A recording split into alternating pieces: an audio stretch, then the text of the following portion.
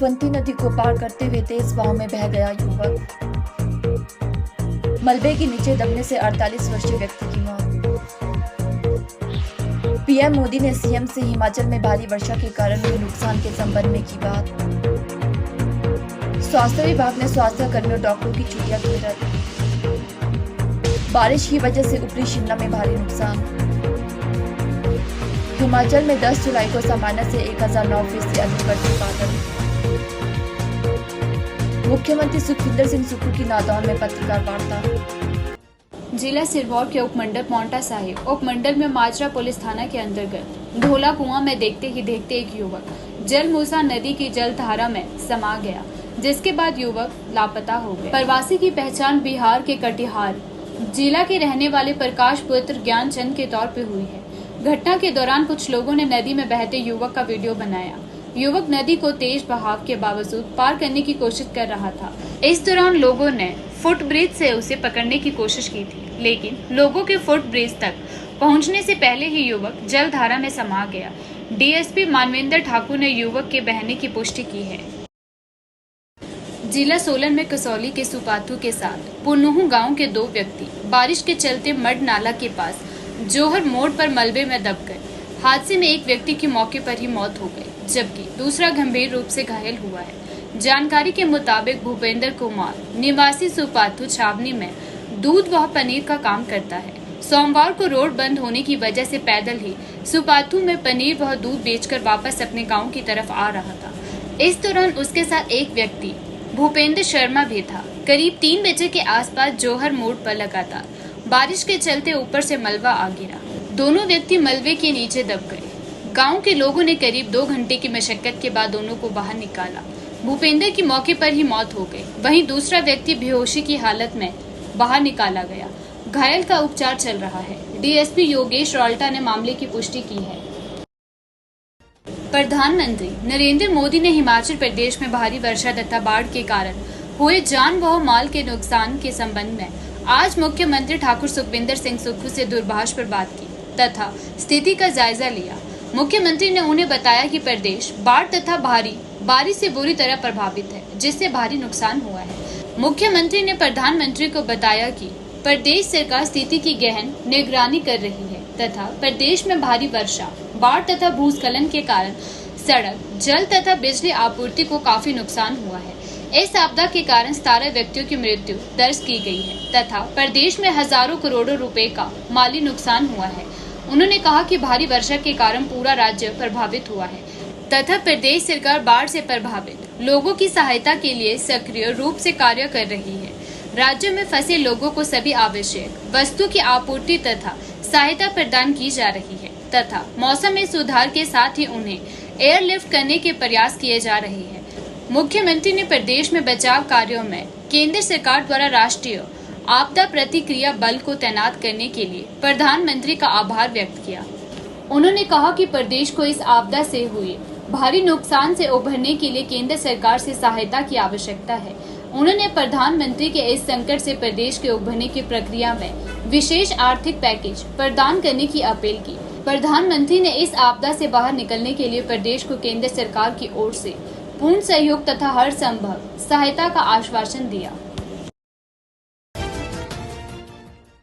हिमाचल प्रदेश में हो रही बारिश से चारों तरफ हाहाकार मचा हुआ है।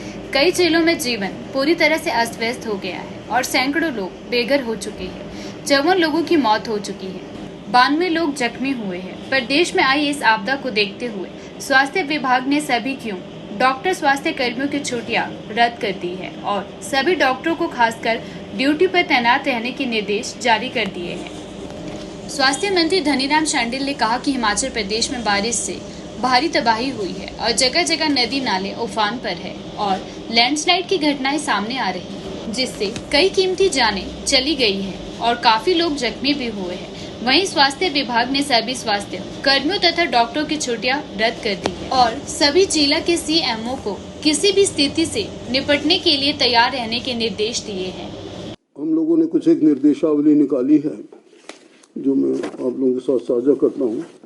वैसे तो जितने भी हमारे पीएचसी, चाहे हमारे कम्युनिटी हेल्थ सेंटर या हमारे सिविल हॉस्पिटल या दूसरे मेन हॉस्पिटल सबको निर्देश दे दिए गए हैं कि attendance of all medical officers, paramedical staff and supporting staff at the place of posting, leave of the staff for the time being of all the health institutions may be cancelled temporarily.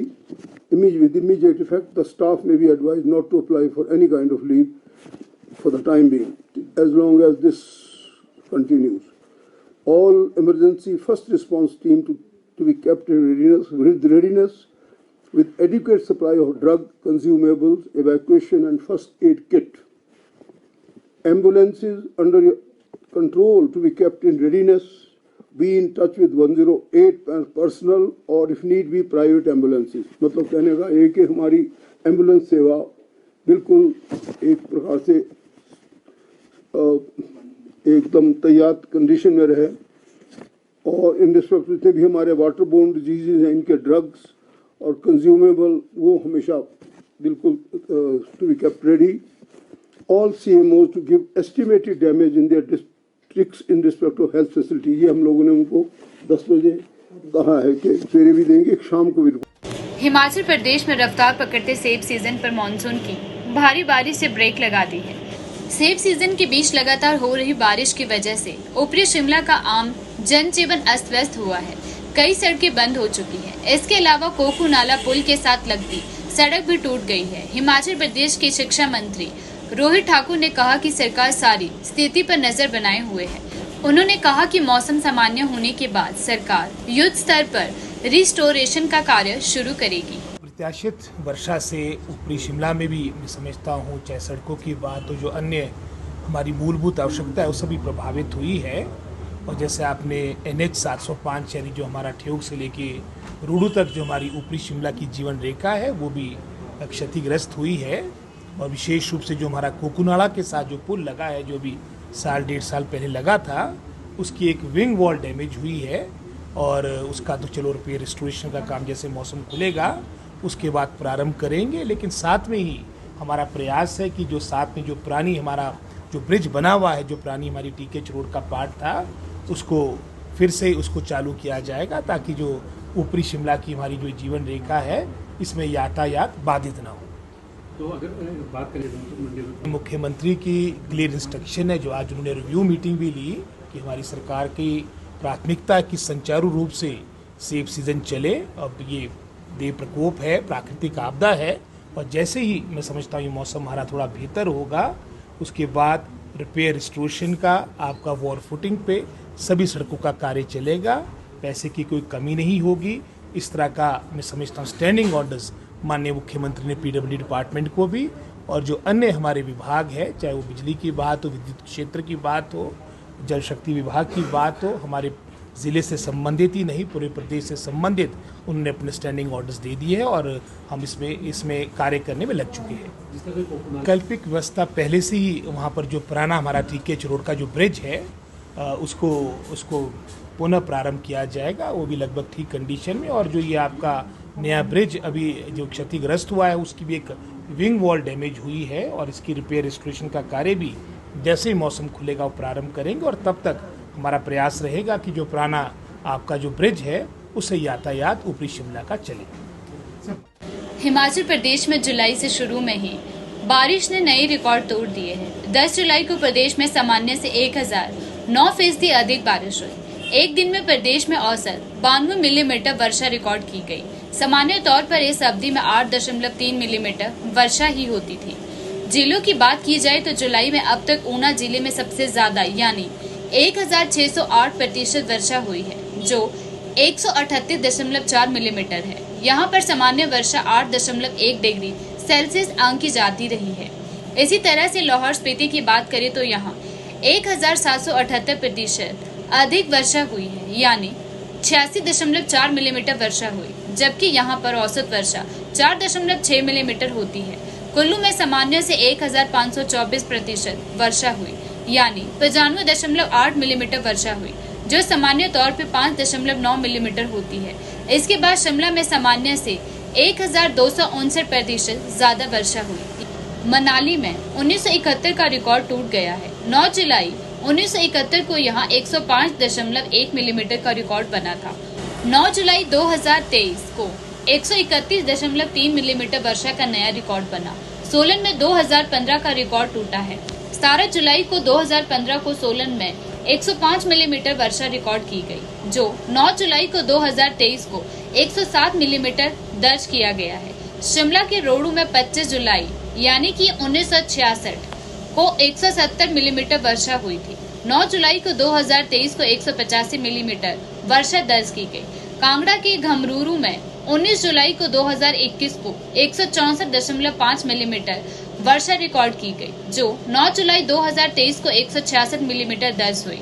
Shimla में 2012 के बाद सर्वाधिक 103.1 millimetre वर्षा हुई। एक ही दिन में 9 जुलाई को नाहन में 2014 के बाद सर्वाधिक यानी 172 मिलीमीटर वर्षा हुई। सोलन में 1990 के बाद सर्वाधिक यानी 172 मिलीमीटर वर्षा हुई। मुख्यमंत्री सुखविंदर सिंह सुक्खू की नौदौन में पत्रकार वार्ता हुई।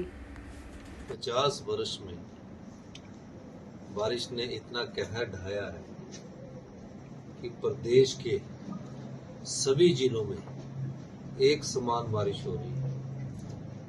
बरसात में पहले ऐसा होता था कि कभी शिमला बारिश होती थी, शिमला कुल्लू वाली बेल्ट में बारिश हो जाती थी, कभी कांगड़ा वाली बेल्ट में बारिश हो जाती थी, कभी उन्ना वाली बेल्ट में बारिश हो जाती थी। पिछले 72 घंटे से लगातार एक समान बारिश सभी जिलों में हो रही है और जितना नुकसान इस बारिश के द्वारा हिमाचल प्रदेश को हुआ है उसकी भरपाई आने वाले समय में करना बहुत मुश्किल है। मेरी पिछले कल भी माननीय अमित शाह जी से बात हुई थी, माननीय राज्यपाल श्री गवर्नर साहब श्री शिवप्रताप शुक्ला जी से बात हुई। अभी सुबह भी मुझे भारतीय जनता पार्टी के राष्ट्रीय अध्यक्ष जगत प्रकाश नड्डा जी का फोन आया। पिछले कल हमारे राष्ट्रीय अध्यक्ष माननीय श्री मल्लिकार्जुन खड़गे जी से बात हुई। उन्होंने हिमाचल की स्थिति के बारे में पूछा और राहुल गांधी जी ने हिमाचल की स्थिति के बारे में पूछा।